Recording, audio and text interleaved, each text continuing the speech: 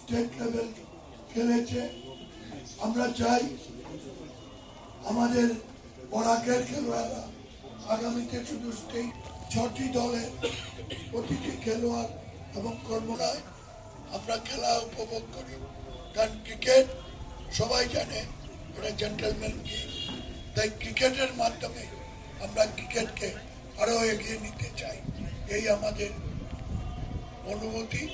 আগামীতে আমরা আরও ভালো কিছু ক্রিকেট থেকে দেখব এই আশা রেখে ইন্ডিয়া ক্লাবের যে কর্মসূচি নিয়েছে একাডেমি টুর্নামেন্ট, তার সাফল্য কামনা করে এবং সেই ইন্ডিয়া ক্লাবের কর্মকর্তারা এই সুযোগ করে দেওয়ার জন্য আমি আবারও ওনাদেরকে ধন্যবাদ জানাই।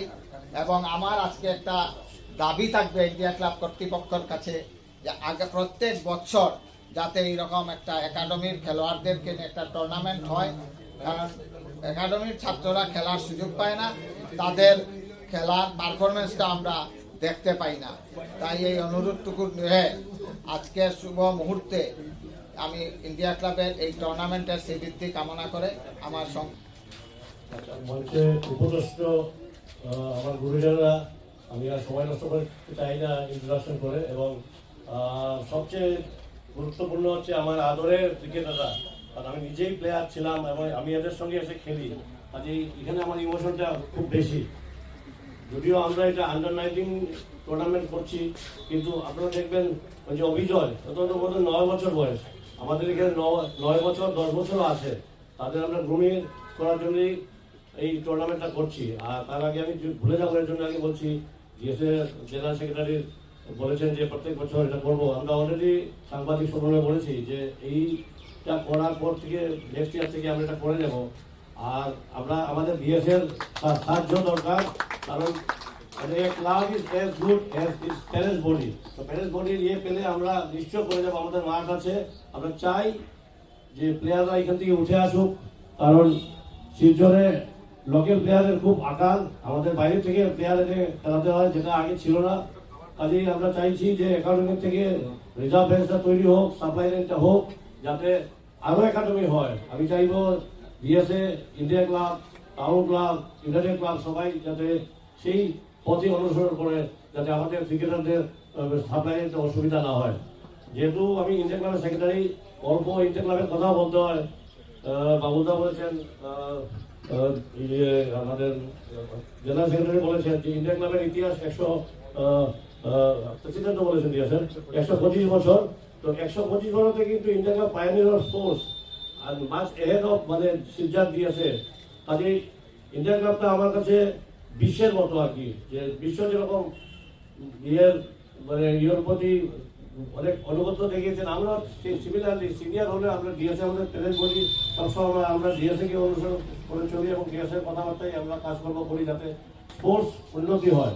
তো ইন্ডিয়া ক্লাব, আমি সেদিন শুনছিলাম যে হেমন্ত বিশ্ব শর্মা বলছিলেন যে ডটের সময়, ফ্লাডের সময় রামকৃষ্ণ মিশনের অনেক কাজ করেছে। যারা ইতিহাস বিশটা আছেন তারা জানেন যে ইন্ডিয়া ক্লাবও কিন্তু 1920-এর দশকে যখন ফ্লাড হয়েছে, মহামারী হয়েছে, তখন সোশ্যাল ওয়ার্কও করেছে। এখন আর হয় না, কিন্তু একটা সময় ইন্ডিয়া ক্লাব করেছে। আর স্পোর্টস তো ইন্ডিয়া ক্লাব করেই যাচ্ছে। কেন অনেক ছোট ছোট বাচ্চারা আছে, ওরা জানে না ইন্ডিয়া ক্লাব 7বার আইসিসি খেলেছে। ব্যাটন ক্লাব, যেটা ওয়ার্ল্ডের one of the oldest hockey tournament, সেটাতে আসাম ফার্স্ট টিম হিসেবে গিয়ে ব্যাটন ক্লাবে যোগদান করেছে।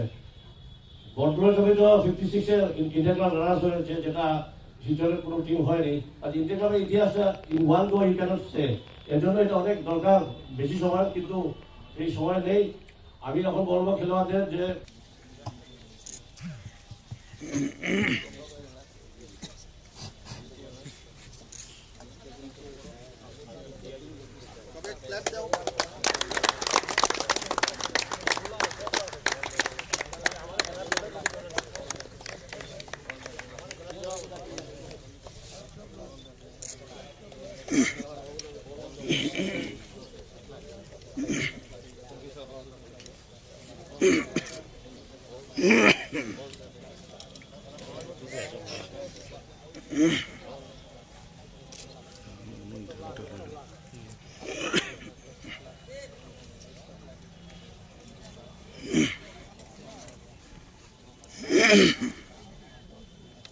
স্যার একটু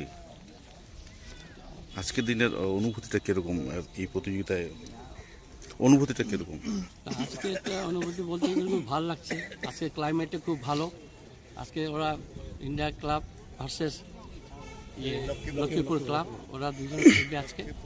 খেলার মধ্যে বলতে গেলে তো হার জিত বলতে আসেই, যা তারপর স্টেপ বাই স্টেপ এই খেলাধুলা হবে।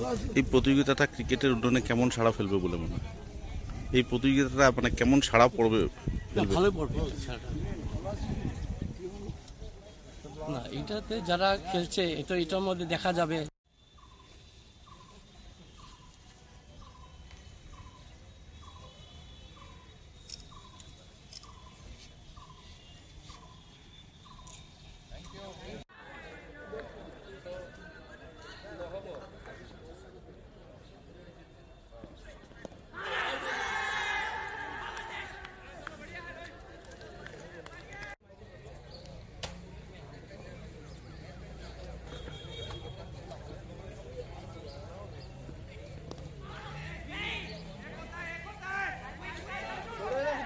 দেশের